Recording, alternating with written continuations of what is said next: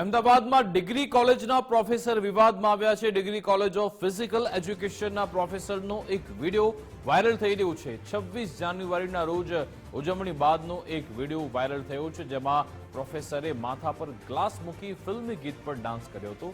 દેશ રાષ્ટ્રીય પર્વની ઉજવણી કરતો હતો, ત્યાં કોલેજમાં ફિલ્મી ગીતો પર ડાન્સ કરવામાં આવતો હતો। બીપીઈડી કોલેજના નિયમ વિરુદ્ધ પ્રોફેસરે વિદ્યાર્થીઓ સામે ડાન્સ કર્યો હતો।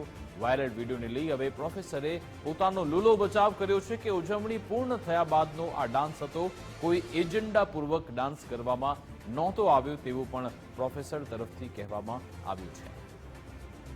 हाँ, प्रजासत्ताक दिवसना दिवसे बधो ज प्रोग्राम पती गया पछी मनोरंजन रूपे अमे बधा बाळकोने भेगा करीने स्टेज पासे प्रोग्राम करता हता। एमां जे मनोरंजन रूपे जे बेलेन्सनुं हतुं એટલે ખાલી મનોરંજન માટે છોકરાઓ કહે મેડમ કરો તો ખાલી અમે પ્રોગ્રામ કર્યો હતો, બાકી અમારો કોઈ ઈરાદો એવો હતો નહીં, કારણ કે આ પર્વ છે, રાષ્ટ્રીય પર્વ છે, પણ પ્રોગ્રામ પતી ગયા પછી ખાલી બાળકોના અને અમારા એન્જોય માટે અમે આ ક્રિયા કરેલી।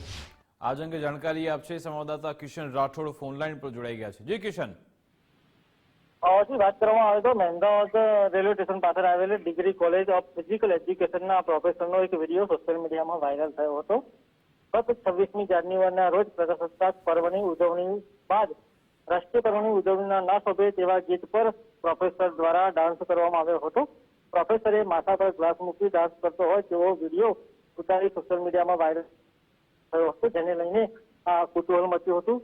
ખાસ કરીને વાત કરીએ તો દેશ આખો રાષ્ટ્રીય પર્વની ઉજવણી કરતો હતો, ત્યારે અમદાવાદની આ બીપીએડ કોલેજના નિયમો વિરુદ્ધ જઈને પ્રોફેસરે વિદ્યાર્થીઓ સામે હિન્દ ગીતો પર ઠુમકા લગાવતા હોય તેવો એક વિડીયો સોશિયલ મીડિયામાં વાયરલ થતો, તેને લઈને આ સમગ્ર બાબતે